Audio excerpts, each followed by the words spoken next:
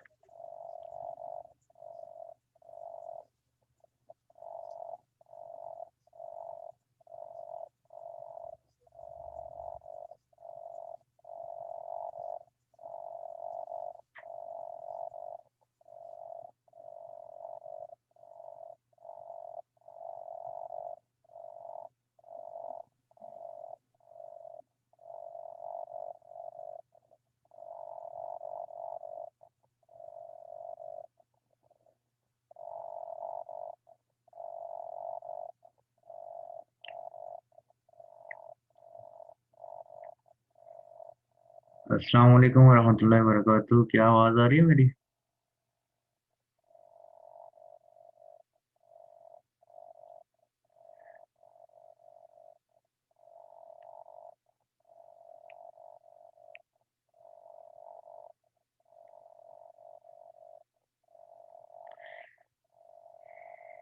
Good हो गया जी, आवाज़ आ रही है मेरी सबको।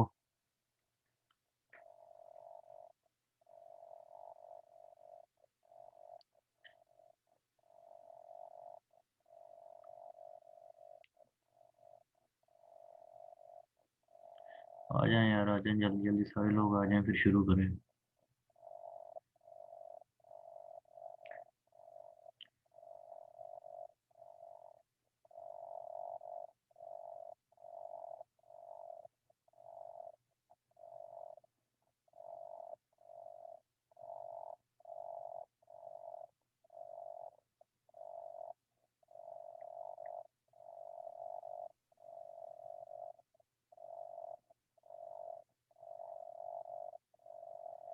ओके जी, कोई रह तो नहीं गया ना?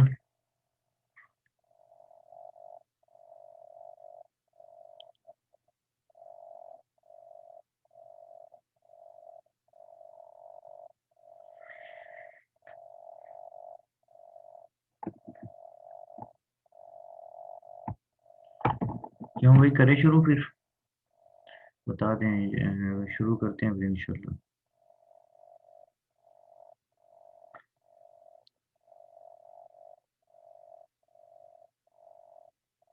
जी सर।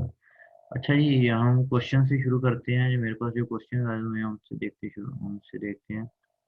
ये पहला क्वेश्चन है जी सर, वन क्वेश्चन, हमें कैसे पता चलेगा कि मार्केट ने अपना ट्रेंड चेंज कर लिया है? तो मार्केट ने ट्रेंड कैसे चेंज कर लिया, ये कैसे पता चलेगा? जुरेज कह रहा है आवाज नहीं आ रही। जुरेज, आवाज वाकई नहीं आ रही है? मैंने पूछा था तो कह रहे थे कि आवाज आ रही है। कोई और बताएं भाई, आ रही है आवाज या नहीं आ रही?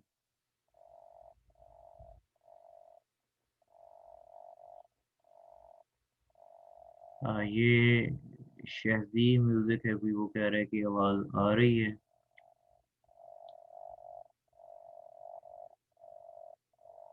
मोहम्मद अली भी कह रहा है आवाज आ रही है। जुरेद, आप अपना देखें, स्पीकर स्पीकर कोई वॉल्यूम वगैरह जो है वो आपका डाउन होगा, वो आप उसे देखें। अच्छा, इस क्वेश्चन पे जो मोहम्मद अली का क्वेश्चन है, इस पे हम बाद में आएंगे। उसके बाद अली अकबर का क्वेश्चन है, सर हमें हमेशा इस बात पे कंफ्यूजन रहती है, जब मार्केट बाउंड्री लाइन या रेजिस्टेंस को तोड़ती है तो कितनी देर बाद हमें ट्रेड ट्रेड लेनी चाहिए? इसको भी देखें जब हम चार्ट्स पे बात करेंगे। सर, कुछ कैंडल्स की टॉप और बॉटम, वो काफी नीडल्स नीडल्स में से शेडो कहते हैं यार। जो कैंडल्स के ऊपर और नीचे जो चीजें आपको नजर आ रही होती हैं वो शेडोज होते हैं, वो काफी लंबी होती है और कुछ बहुत छोटी, इसका क्या मतलब होता है? यार ये जो चीजें हैं ना, अभी तक जो तीनों क्वेश्चन है, तीनों टेक्निकल की क्वेश्चन है, तो आज मैंने बार बार कहा था कि आज जो हमारी क्लास होगी वो सिर्फ होगी उस पे जो है मनी मैनेजमेंट पे, कि मनी मैनेजमेंट किस तरह करनी है। देखिए मैंने आपके सामने जो स्क्रीन शेयर की हुई है वो भी एक्सेल की स्क्रीन शेयर की हुई है, मैंने चार्ट शेयर नहीं किया। ठीक है, तो ये मैंने इस पे कुछ काम किया है, कुछ चीज़ें जो हैं वो मैं आपको बता दूंगा मनी मैनेजमेंट, उसके बाद हम इनको देखेंगे। अगर हमारे पास टाइम बचा तो उसके बाद हम इनको देखेंगे। तो नेक्स्ट वीक से जब हम इंशाल्लाह प्रॉपरली शुरू करेंगे इसको, जो है प्राइस एक्शन को और टेक्निकल्स को, तब हम इसकी बात करेंगे। अच्छा, नेक्स्ट जी जिशान का क्वेश्चन है, सर पहली बात तो ये समझाएं कि जब मार्केट सपोर्ट या रेजिस्टेंस को क्रॉस करती है और रीटेस्ट के लिए वापसी आती है तो कब हमको ट्रेड लेनी है उसमें? हाँ, यही क्वेश्चन ऊपर अलीकबर का भी था, तो इस पे इंशाल्लाह ज़रूर करेंगे एंड पे बात। उसके बाद sir, no you are our teacher so kindly for motivation, ये बता दें कि आपका अकाउंट कभी वॉश हुआ है क्या, और आपने कितनी डिपॉजिट की थी, and no monthly earning only for motivation. हाँ, ये क्वेश्चन है। यार जो है मेरा अकाउंट वॉश हुआ है अल्हम्दुलिल्लाह। ठीक है, तो अकाउंट वॉश होते हैं सीखने के लिए। जब सीखेंगे, अकाउंट वॉश होने का मतलब ये नहीं होता कि आपका अकाउंट वॉश हो तो आपने लॉस कर लिया। तो मैंने पहले भी यही बात की थी कि आप जो है अपने अकाउंट में जो लॉस को बेयर करना है, आपका $1 जो है वो आपको एक नई चीज़ दे के जाए। अगर आप $1 लॉस होता है तो आपको मार्केट से $1 की कुछ चीज़ मिले।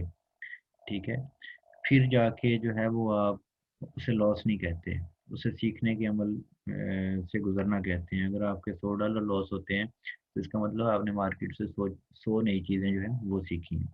तो हर ट्रेड जो लॉस में जाती है वो आपको कुछ ना कुछ बता के जाती है।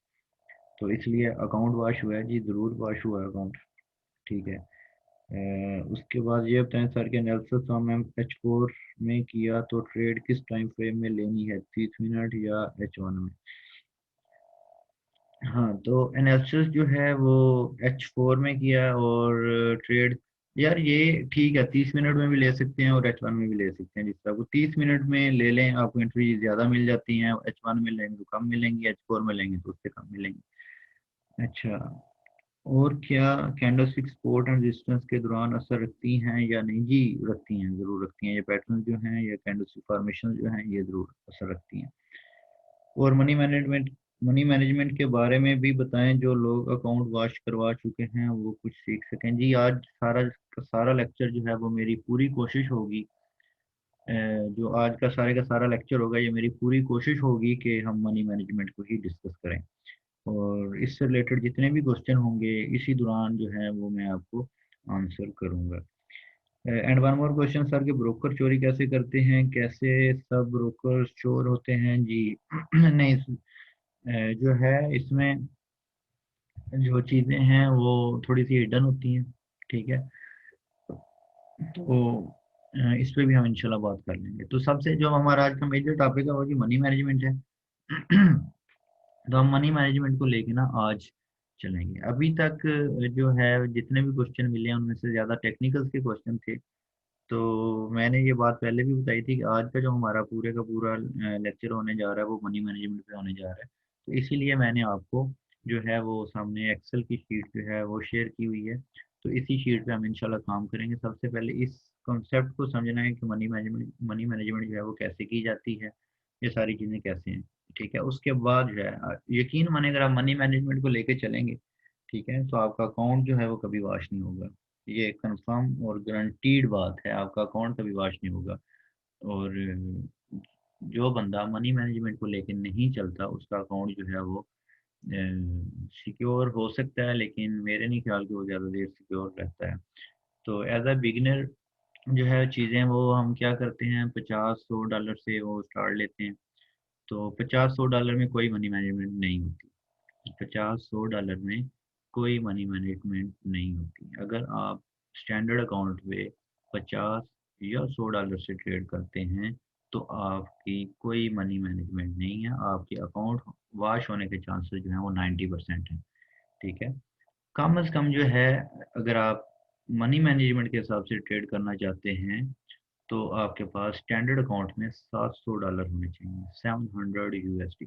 फिर जाके आपकी जो है वो मनी मैनेजमेंट क्लियर होती है। अच्छा, इसमें जो कॉन्सेप्ट है अब होता क्या है, हम क्या करते हैं, फर्ज किया हमें लगता है कि यार जो है हमारे अकाउंट में $100 है, तो हम ट्रेड ले रहे हैं जी 0.03 से, ठीक है। अच्छा, इससे पहले ना मैं आपको कुछ जो न्यू कमर्स हैं या जो मार्केट में नए हैं, ज़्यादा तो आप में से नए ही हैं सारे तकरीबन, तो आपको बता दो, पहले तो लॉट्स है ना, तो पहले आप लॉट्स को समझेंगे, लॉट्स क्या हैं। तो अब सबसे जो जब आप डेमो स्टार्ट कर रहे होते हैं ना, वहाँ पे आपको डेमो पे जो पहली ट्रेड करने को मिलती है वो स्टैंडर्ड आर्ट के साथ साथ करने को मिलती है। जो एक स्टैंडर्ड आर्ट होती है उसमें अगर आप करेंसी की बात करें तो उसमें तकरीबन 1 लाख यूनिट्स होते हैं। इसका मतलब ये हुआ कि अगर आपने यूरो खरीदने हैं तो उसकी एक स्टैंडर्ड लॉट बाय करते हैं ना, जिस तरह आप केला लेते हैं तो केले के लिए आप एक दर्जन का कॉन्सेप्ट है, ठीक है, या सेब वगैरह जो लेते हैं उसके लिए किलोग्राम्स का कॉन्सेप्ट है। इसी तरह जो यहाँ पे हैं फॉरेक्स में आपने करेंसी बाय करनी है या सेल करनी है, तो उसका जो सारे का सारा कॉन्सेप्ट है वो लॉट्स में है। तो ये लॉट्स की 3 टाइप्स हैं, स्टैंडर्ड लॉट्स होती हैं, मिनी लॉट्स होती हैं और माइक्रो लॉट्स होती हैं। तो जब आप डेमो कर रहे होते हैं ना, तो आपको जो पहली चीज नजर आती है वहां पे, तो वो आप स्टैंडर्ड आर्ट जो है वो ट्रेड कर रहे होते हैं। मोस्टली लोग जो है वो स्टैंडर्ड आर्ट से शुरू कर रहे होते हैं, यानी 1.0 से ट्रेड ले रहे होते हैं। 1.0 का मतलब होता है कि आपने 1 लाख यूनिट्स बाय किए हैं। कितने यूनिट्स? 1 लाख यूनिट्स। यानी कि अगर आप यूरो यूएसडी पे ट्रेड करना चाहते हैं और आपने एक स्टैंडर्ड आर्ट से ट्रेड की है, यूरो यूएसडी पे एक स्टैंडर्ड आर्ट से ट्रेड करने का मतलब ये है कि आपने 1 लाख यूरो बाय किए हैं, 1 लाख यूरो बाय किए हैं। और उस 1 लाख यूरो बाय करने के लिए आपने कितने डॉलर्स दिए हैं, ठीक है, ये चीजें जो है ये होता है। अब यूरो यूएसडी मैं यहाँ पे कुछ आपको बता देता हूँ, ये यूरो यूएसडी। तो जो यूरो यूएसडी इसका मतलब पता क्या है, कि आपने यूरो बाय करने हैं, जो आपके पास यहाँ पे कोड करेंसी है वो यूरो है, और जो बेस करेंसी है वो डॉलर है, ठीक है। यूरो डॉलर में जो कोड करेंसी है वो यूरो है, जो बेस करेंसी है वो डॉलर है। अब इसमें ये होता है कि अगर आप यूरो की एक स्टैंडर्ड लॉट बाय करते हैं तो उसमें आप 1 लाख यूरो बाय करते हैं। तो 1 लाख यूरो बाय करने के लिए आपको कितने डॉलर्स देना पड़ते हैं? अगर इस हिसाब से देखें, यूरो यूएसडी के हिसाब से देखें, अगर आप 1 लाख यूरो बाय करें, तो अभी जो यूरो की प्राइस चल रही है वो 1.17 के अराउंड बोर्ड चल रही है, तो आप उसको 1 लाख से मल्टीप्लाई कर लें, तो आपको ये तकरीबन 1,17,000 के करीब जो है ना वो डॉलर्स देने पड़ते हैं, अगर आपने एक स्टैंडर्ड लॉट बाय करनी थी। यहाँ पे लेवरेज होता है सारा, तो इसलिए आपको थोड़ी सी अमाउंट देना पड़ती है, या आपका 200-250 में भी काम चल जाता है, क्योंकि यहाँ पे लेवरेज होता है। आपने जस्ट एक बयाना देना होता है और बाकी जो है वो आपको ब्रोकर जो होता है वो ये फैसिलिटेट कर रहा होता है। अच्छा, तो जब आप मिनी लॉट की बात करते हैं तो मिनी लॉट में आपने 10,000 यूनिट्स बाय करने होते हैं, ठीक है। स्टैंडर्ड लॉट में 1 लाख, फर्ज किया यूरो था तो 1 लाख यूरो। जब मिनी लॉट की बात करते हैं तो वहाँ पे आपने 10,000 यूरो। इसी तरह जब माइक्रो लॉट की बात कर रहे होते हैं तो वहाँ पे आप जो बाय करते हैं वो 1,000 यूनिट्स बाय करते हैं। कुछ तो इस तरह होता है कि कुछ ब्रोकर जो हैं वो ये यूनिट्स के हिसाब से ट्रेड करवाते हैं, कुछ लॉट्स के हिसाब से ट्रेड। अगर आप MT4 MT5 में ट्रेड करते हैं, वहाँ पे आपको इस तरह लॉट्स के हिसाब से ट्रेड होती है। और कुछ ब्रोकर्स हैं वो अपने जो उनके ट्रेडिंग प्लेटफॉर्म है वहाँ पे अगर आप ट्रेड करें तो वहाँ पे आपको यूनिट्स में ट्रेड, फर्ज किया आपने यूरो बाय या सेल करना है तो उसके यूनिट 1,000 करेंगे, 2,000 करेंगे, 3,000 करेंगे। जिस तरह आप यहाँ पे 0.01 करते हैं, वहाँ पे उसका होता है 1,000 यूनिट्स, या 0.02 के लिए 2,000 यूनिट, 0.03 के लिए 3,000 यूनिट्स, ठीक है। इसी तरह अगर आपकी स्टैंडर्ड लॉट्स होती हैं तो वहाँ पे अगर आपकी एक स्टैंडर्ड लॉट है तो 1 लाख यूनिट है, दो स्टैंडर्ड लॉट्स हैं तो 2 लाख यूनिट हैं, थ्री स्टैंडर्ड लॉट्स हैं तो जो है वो 3 लाख यूनिट्स हैं, ठीक है। इस तरह से होता है। तो लॉट्स जो हैं वो आपने अब तक मेरे ख्याल में आपको समझ आ गई होगी। अगर लॉट्स का कॉन्सेप्ट किसी को अभी तक समझ नहीं आया तो वो जो है वो कमेंट करें, तो हम इसको देख लें और बाकी फिर आगे चलते हैं कि अब हम ट्रेड कैसे लेंगे, मनी मैनेजमेंट के हिसाब से ट्रेड कैसे लेंगे। अभी अगर किसी को लॉट का कॉन्सेप्ट समझ नहीं आया तो वो ज़रा बताए।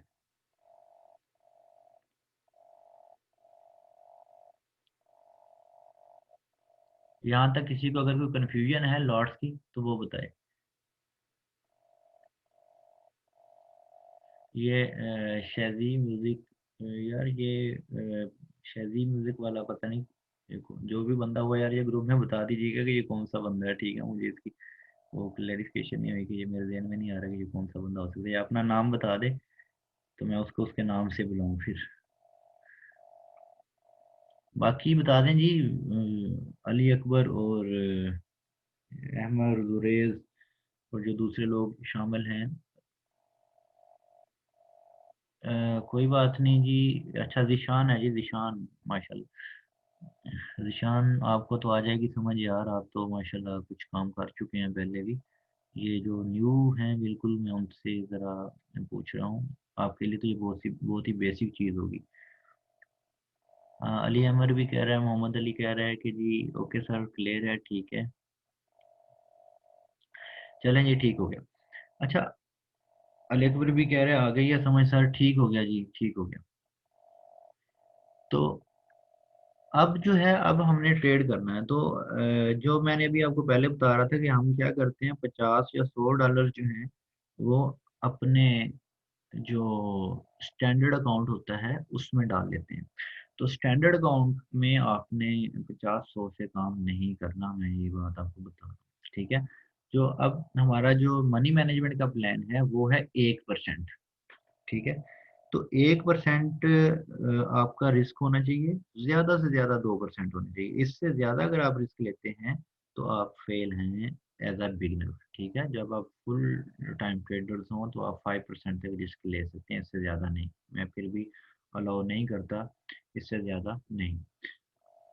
तो 1 से 2% जब आपने रिस्क लेना है, इसका मतलब ये है कि 100 डॉलर में से आपने $1 या $2 रिस्क लेने हैं। तो 0.01 से अगर आप ट्रेड करते हैं और आपका स्टॉप लॉस होता है 50 पिप्स, तो इसका मतलब ये है कि अगर आपका स्टॉप लॉस 50 पिप्स है, 0.01 से ट्रेड लगाई आपने, तो आपके वो $5 जाएंगे एक ट्रेड से। उसका मतलब ये हुआ, अगर आपका स्टॉप लॉस हिट होता है उसका मतलब ये हुआ कि आपका 5% रिस्क है। यानी 1% वाला तो कॉन्सेप्ट ही खत्म हो गया, आपका रिस्क कितना हो गया, 5%।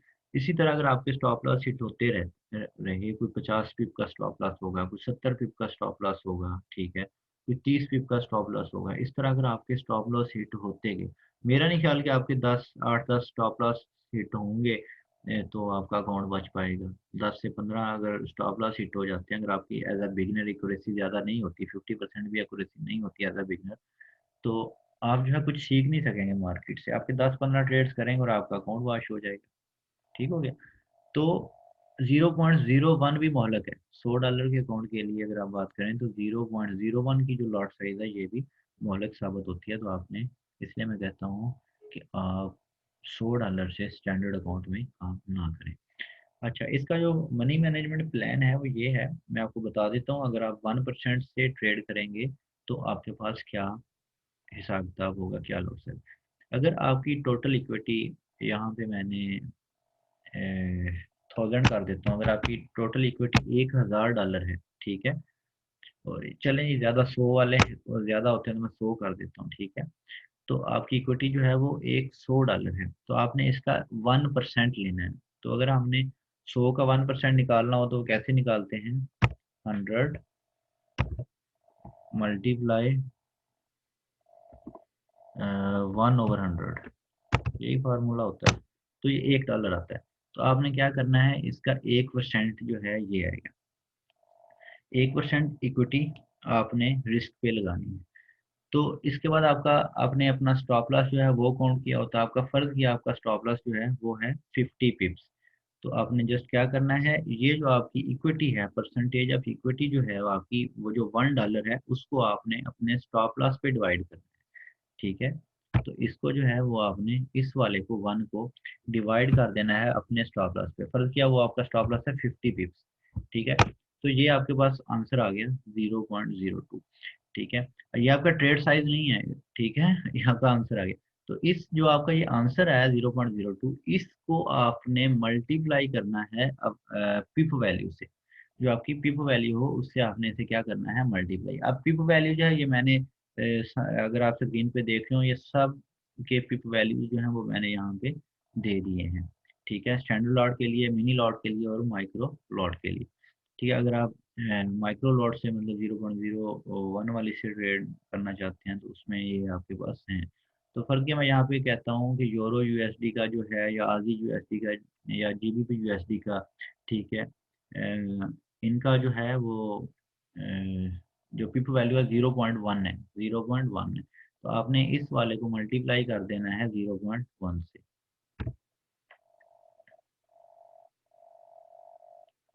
इसको मल्टीप्लाई करना है जो उसकी पिप वैल्यू, फर्स्ट के उसकी पिप वैल्यू ये है, आप इससे मल्टीप्लाई कर दें तो आपके पास ये वाला लाट साइज निकलता है 0.002। अब देखें, जब आप स्टैंडर्ड अकाउंट में काम कर रहे हैं तो आपके पास ये वाला तो लाट साइज अवेलेबल ही नहीं है। ठीक है, अगर आप $1 का रिस्क रखते हैं, अगर आप 0.002 की, अब देखें ज़्यादातर लोग जो है वो 0.02 की ट्रेड लगाते हैं। 0.02 की ट्रेड जो है वो आपका 1% नहीं होगा, वो आपका 10% रिस्क होगा अगर आप लगाते हैं 50 पिप्स के स्टॉप लॉस के लिए। तो यहाँ पे एक और भी मसला है, हमारे ट्रेडर्स जो हैं वो ये कर रहे होते हैं, जो हमारे ट्रेडर्स हैं वो ये कर रहे होते हैं कि 0.02 से अगर वो ट्रेड करते हैं तो 0.02 से ही ट्रेड करते रहते हैं, और अपना जो स्टॉप लॉस है वो पहले 50 पिप्स था तो वो कम करके 30 पिप्स कर देते हैं। तो भाई स्टॉप लॉस तो लेवल का होता है, तो अगर आपका लेवल 70 पिप्स पे है तो उसे 70 पिप्स पे रहने दें, लेकिन अपना लॉट साइज कम करें, स्टॉप लॉस कम ना करें, लॉट साइज कम करें, ताकि आपकी मनी मैनेजमेंट जो है वो उसी हिसाब से चलती रहे।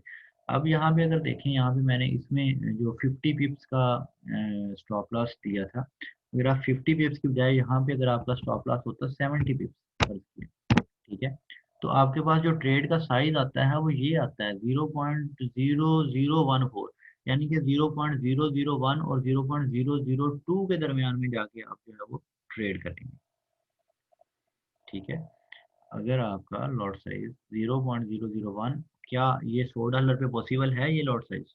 ठीक है, तो $100 पे तो ये लॉट स्टैंडर्ड कोड में कोई पॉसिबल नहीं है। तो यहाँ पे मैं आपकी जो इक्विटी है उसको करता हूँ $1000। ठीक है, तो मैं इसको $1000 जो है वो इक्विटी, सॉरी हम यहाँ पे देख रहे थे, इस इक्विटी को मैं कर देता हूँ यहाँ पे $1000। आप देखें, $1000 जब इक्विटी हुई तो हमारे पास जो 1% रिस्क आया वो 10 था। ठीक है, तो 10 के बाद जो हमने उसको स्टॉप लॉस 70 पिप से मल्टीप्लाई किया, तो 70 पिप से वो हमारे पास आ गया 0.142। तो अब हमने उसको उसकी पिप वैल्यू से जब फिर मल्टीप्लाई किया, ये हमारे पास ट्रेड आती है 0.014, यानी कि ये ट्रेड बनती है 0.01 और 0.02 के दरमियान। अब 0.02 भी नहीं बनती, यानी अगर आपके पास $1000 का अकाउंट हो तो आप 0.02 की ट्रेड नहीं ले सकते। ठीक है, 0.02 की ट्रेड नहीं ले सकते 1% रिस्क मैनेजमेंट के साथ। अब कल परसों जब दूसरे ग्रुप में, जो दूसरा ग्रुप था उसमें एक ट्रेड की बात हुई, $1 की ट्रेड थी, सब कह रहे थे कि यार ट्रेड करनी है, ट्रेड करनी है, तो मैंने वहाँ पे कहा कि आप सेल करें। ठीक है, $1 था, जेबीपी यूएसडी था, आप उसको सेल कर लें। ठीक है, रीजन था 1.284547 के रीजन था, वहां से मैंने कहा कि सेल कर लें, लेकिन आप 1% यूज करें। तो उसमें से किसी ने 1% यूज नहीं किया होगा। ठीक है, तो अगर वो ट्रेड किसी ने 0.01 से भी लगाई हुई तो वो 150 पिप जो है वो 15-20 मिनट के अंदर अंदर उसने 150 पिप ऊपर मूव किया था, तो वो उसके 15 से $20 ले गया। अगर $100 का अकाउंट था तो उसका मतलब ये था कि उसके $20 गए। ठीक है, यहाँ पे अगर आपने ट्रेड करनी, अगर आपने 1% से ट्रेड की होती, ठीक है, तो आपके ज्यादा से ज्यादा ना $1, 150 पिप पे कितने डॉलर जाते 1% से अगर आप ट्रेड करते। तो यहाँ पे अगर हम इसी को जस्ट मैं यहाँ पे करवा देता हूँ 70 की बजाय 150। ठीक है, तो अगर हम ये करते उसकी ट्रेड साइज ये बनती है 0.006, ये लॉट साइज बनता है। ठीक है, $1000 के अकाउंट पे, यानी कि 0.06, 0 जो है वो 006 जो है ये लॉट साइज है। तो इससे अगर वो ट्रेड करता तो उसका $1 लॉस होना था, या सॉरी $10 लॉस होने थे $1000 के अकाउंट पे। तो उसने अगर की होती 0.10 से या 0.20 से एज कम्पेयर टू 0.02 या 0.01 ऑन $100 अकाउंट, तो उसका अकाउंट जो है वो 15 से 20 डॉलर या 15 से 20% कह लें वो वाश हो गया होता। तो इस तरह की 4 से 5 ट्रेड्स होंगे और आपका सारे का सारा अकाउंट जो है वो वाश हो जाएगा। तो $100 के अकाउंट पे आप 0.01 से ट्रेड नहीं करेंगे, और 0.02 से भी ट्रेड नहीं करेंगे, 0.03 से भी ट्रेड नहीं करेंगे। $100 के अकाउंट के लिए अगर मैंने आपको फार्मूला बता दिया है, आपने क्या करना है, आपकी जो इक्विटी है वो आप लें, उस इक्विटी को आप डिवाइड करेंगे स्टॉप लॉस के साथ। ठीक है, फर्ज कि आपका $1000 का अकाउंट है, तो वहाँ पे आपकी 1% इक्विटी बनेगी $10। अब $10 जो होगा, $10 को आप डिवाइड करेंगे जो आपका स्टॉप लॉस है। अगर स्टॉप लॉस आपका है 50 पिप्स, मोस्टली स्टॉप लॉस जो है वो 50 to 70 पिप्स होते हैं, 80 पिप्स होते हैं, तो आप 50 पिप्स उसके साथ डिवाइड करें, और उसके बाद जो आपके पास आंसर आएगा उस आंसर को आप मल्टीप्लाई करें पिप वैल्यू के साथ।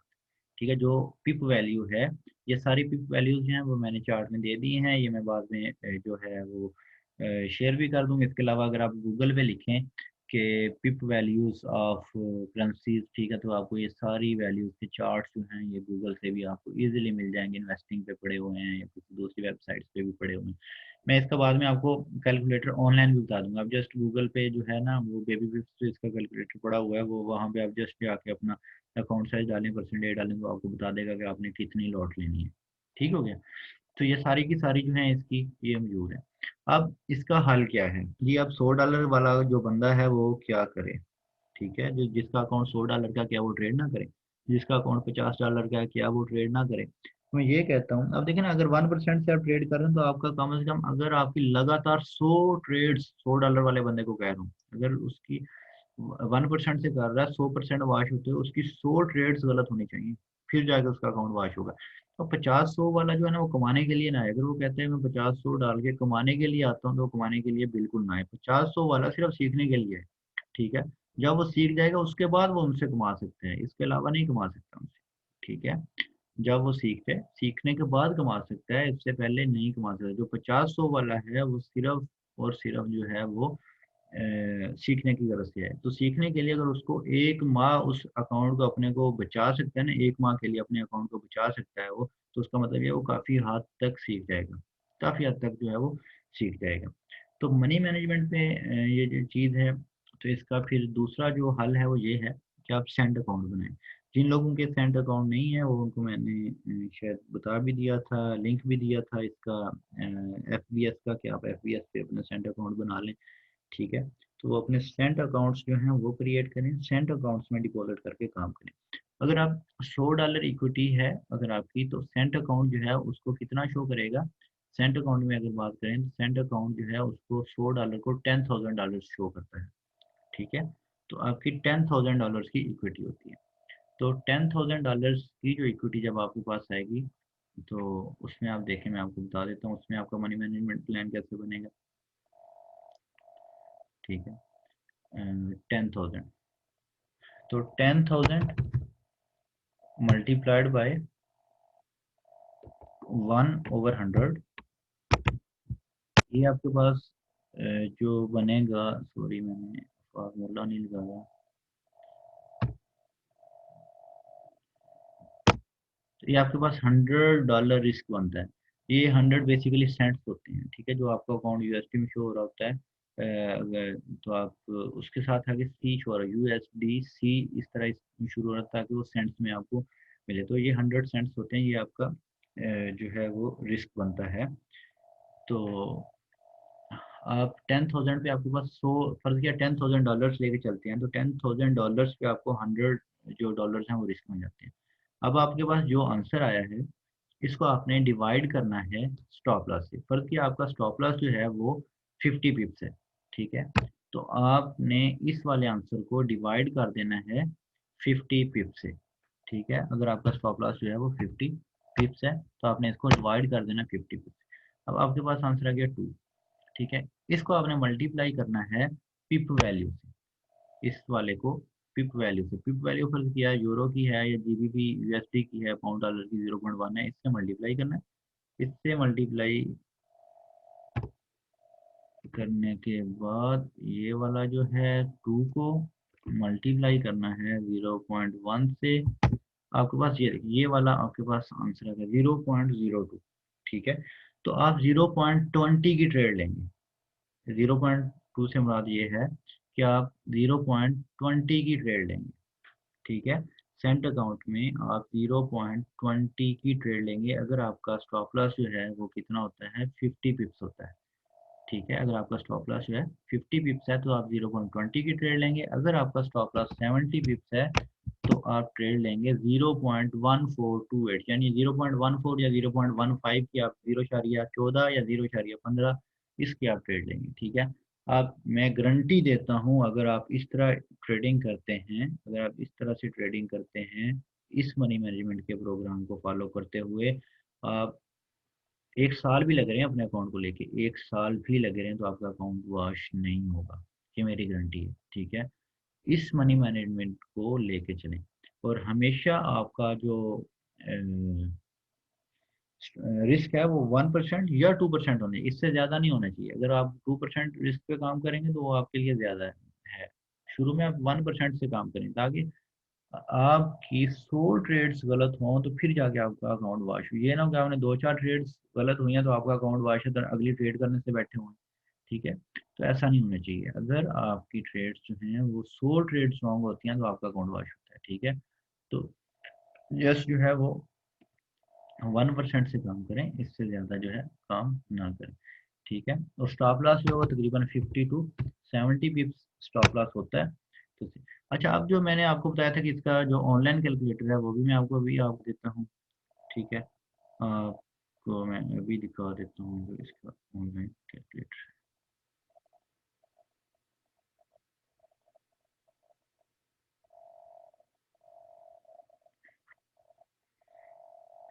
अच्छा, ये वेबसाइट है babypips.com, इस पे आ जाएं। ठीक है, अगर आप जस्ट वैसे ही पीछे गूगल कर लें रिस्क कैलकुलेटर फॉरेक्स, तो पहले नंबर पे ही पोजीशन साइज कैलकुलेटर आ जाता है बेबी पिप्स का। ठीक है, इस पे आप क्लिक करें, तो क्लिक करने के बाद आप जैसे ही उस वेबसाइट ओपन होती है तो वेबसाइट पे जाएंगे तो यहाँ पे आपको कैलकुलेटर मिल जाता है। ठीक है, तो जिस तरह हमने वहाँ पीछे किया था, अगर आपके पास अकाउंट बैलेंस है $100, यहाँ पे आप अकाउंट बैलेंस लिखेंगे $100। रिस्क परसेंटेज आप कितने लेना चाहते हैं, 1%। स्टॉप लॉस कितने पिप्स का है, फर्ज किया 50 पिप्स का स्टॉप लॉस है। यूरो यूएसडी है हमारे पास पेयर, तो उसके बाद जो हम इसको कैलकुलेट करें यहाँ पे हमारे पास आ जाता है।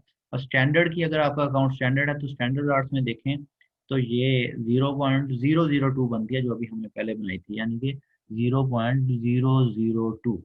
तो ये पॉसिबल नहीं है। पोजीशन साइज कितना, 200 यूनिट। तो मिनिमम आप जो 0.01 होता है उसमें कितना पोजीशन होती है, 1000 यूनिट्स होते हैं उसमें। ठीक है, यहाँ पे सिर्फ आप 200 ले सकते हैं। तो लिहाजा इससे आपका जो रिस्क है, अगर आप इसे 1000 तक लेके जाएं, ठीक है, तो आपका रिस्क परसेंटेज जो है वो 5% बन जाएगी। ठीक है, 5% आप इसे अगर कैलकुलेट करते हैं, फिर जाके आप 0.01 से ट्रेड कर सकते हैं। अगर आपके $100 हैं, 5% रिस्क लें, फिर जाके आप 0.01 से ट्रेड कर सकते हैं, और 50 पिप्स का स्टॉप लॉस अगर होता है आपका। ठीक है, अगर इसी तरह आपके पास अकाउंट है $10,000 का, 10,000 तब होते हैं जब आपका सेंट अकाउंट होता है। रिस्क आप लें 1% और स्टॉप लॉस 50 पिप्स का हो, तो आप कितनी कर सकते हैं ट्रेड, 0.2। ठीक है, यानी कि जब आपका अकाउंट $10,000 का हो, फिर जाके आप 0.2 से, अगर आप जीरो रिस्क 1 की बजाय 2% कर दें, ठीक है, तो फिर आप कितना कर सकते हैं, 0.4, यानी 0.40 से आप ट्रेड कर सकते हैं। क्लियर हो गया। अगर आपका अकाउंट जो है वो $13,000 का है, तो आप 2% रिस्क से अगर कैलकुलेट करें तो आपके पास लॉट साइज 0.52 होगा।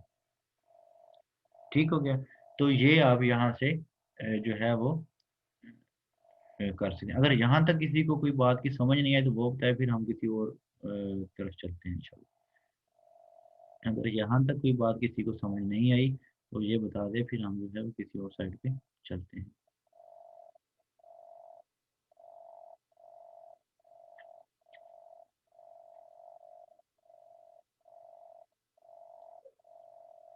मेरे ख्याल में अगर इस तरह से आप ट्रेड करते हैं तो आपका अकाउंट कभी वॉश नहीं होगा। ठीक है, ये मानिए, ये इस पे आपको यूट्यूब पे जो है ना, मेरा नहीं ख्याल कि कोई वीडियो आपको मिलेगी पहले इस तरह से इसका कैलकुलेटर कोई जो है वो आपको बताएगा कि ये किस तरह से कैलकुलेट किया जाता है। तो ये चीज़ें जो हैं वो ट्रेडर्स इनसे बहुत दूर हैं। आप बड़े अच्छे अच्छे ट्रेडर्स को पूछ लेंगे, यार ये रिस्क कैसे कैलकुलेट किया जाता है, ये चीज़ें किस तरह से कैलकुलेट किया, मुझे खुद नहीं पता था शुरू में यार। मैंने बड़ा लॉस किया है ऐसी चीज़ों में, नहीं पता था। क्योंकि मैं जब हम ब्रोकरेज में काम करता था तो वहाँ पे सिर्फ हमें यही बताया जाता था, यार ये कर लो वो कर लो, बस मतलब काम की चीज़ जो है वो जब बंदा आता है खुद से करता है सारी चीज़ें, फिर जाके ये सारी चीज़ें समझ आती हैं। ठीक है, तो एक दूसरी चीज़ ये कि अपनी स्ट्रेटजी से ना हटो, अपनी जो स्ट्रेटजी है उससे ना हटो। अब मैं जल्दी से क्वेश्चन के कुछ आंसर कर देता हूँ, ये यहाँ तक क्लियर हो, अगर किसी को नहीं क्लियर हुआ होगा तो इनबॉक्स कर लेगा, तो इंशाल्लाह जो है वो उसको मैं रिप्लाई कर दूंगा, क्योंकि हमारा टाइम खत्म होने में सिर्फ 5 मिनट बाकी हैं। तो मैं जल्दी से क्वेश्चन को आंसर करने की कोशिश करूँगा।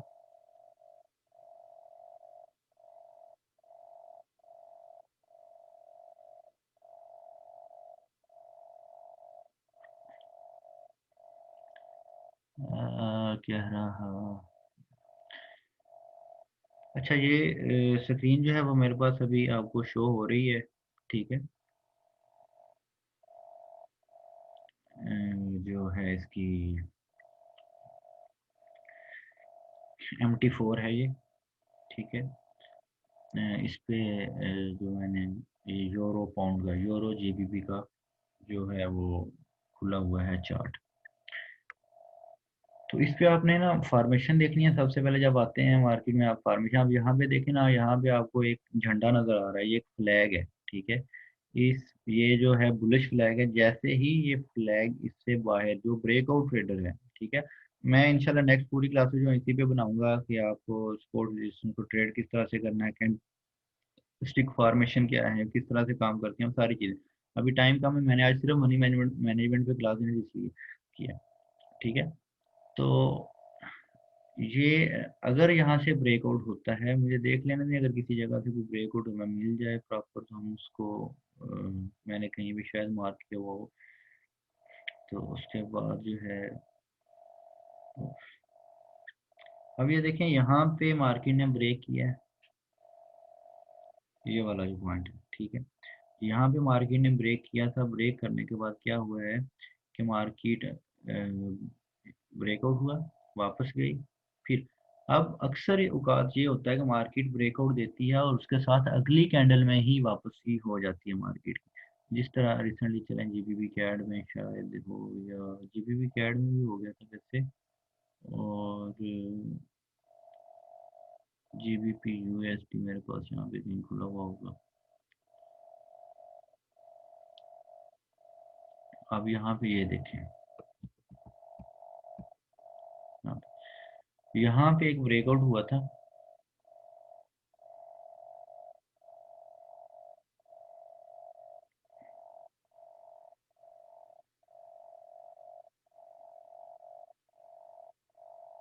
मार्केट ऐसे चल रही थी। ठीक है, होता यूं है, हमारे पास ये वाला एक रीजन बना हुआ था उस टाइम पे, इस वाले को अभी कंसीडर नहीं करना। ब्रेकआउट हुआ, ब्रेकआउट होने के बाद जैसे ही मार्केट नीचे आई और अगली ही कैंडल में मार्केट जो है वो वापसी ले गई, तो इसे फेक ब्रेकआउट कहते हैं, मतलब यहाँ पे उन्होंने ट्रेडेड। और दूसरी चीज जो है वो आप ये देख लिया करेंगे, अगर आपका चैनल भी ब्रेक हुआ तो उसके नीचे सपोर्ट किस पॉइंट पे है। ठीक है, अब ये नीचे उसके बाद यहाँ पे सपोर्ट भी थी, तो ये भी रीज़न थी। तो इसके बाद आपको एंट्री लेने के लिए इस वाली स्पोर्ट के ब्रेक होने का भी इंतज़ार करना था। ठीक है, तो जब तक ब्रेकआउट मुकम्मल नहीं हो जाता हम उसमें ट्रेड नहीं लेते। हम सिर्फ एक ब्रेकआउट नहीं देखते, हम देखते हैं कि वहाँ पे कोई ट्रेंड लाइन तो नहीं आ रही, वहाँ पे कोई सपोर्ट तो नहीं है, वहाँ पे कोई रेजिस्टेंस तो नहीं है। ठीक है, उसके बाद अगर आपका ब्रेकआउट होता है तो फिर आप उसमें एंट्री ले सकते हैं। ठीक है, अगर यहाँ पे आपने एक एरिया मार्क किया हुआ था, ये वाला, ठीक है, यहाँ पे ये वाला अगर आपने एक एरिया मार्क किया हुआ था, यहाँ से अगर आपका ब्रेकआउट हुआ है, जब तक ये प्रॉपर ब्रेकआउट नहीं है तो आप इसमें एंट्री नहीं लेंगे। यहाँ पे प्रॉपर ब्रेकआउट हो गया नीचे, तो आप इस एंट्री लेते हो, और आपके पास नेक्स्ट जो देखे ना नीचे जो सपोर्ट नजर आ रही थी वो ये वाली सपोर्ट थी, तो आपकी एंट्री तब बनती थी जब ये सपोर्ट ब्रेक हो जाती। ठीक है, या तो आप इस ब्रेकआउट से एंट्री ले लेते, ठीक है, जब ब्रेकआउट होने के बाद यहाँ से मार्केट, यहाँ से रिवर्सल भी ले सकती थी मार्केट, ऊपर भी गई है, दोबारा से नीचे भी गई है, लेकिन एंट्री तब थी जब मार्केट यहाँ से ब्रेक हुआ है, उसके बाद नीचे आई है मार्केट, ठीक है, तो यहाँ भी आपकी एंट्री बनती थी अगर आप यहाँ से लें। वैसे भी अगर आपने ब्रेकआउट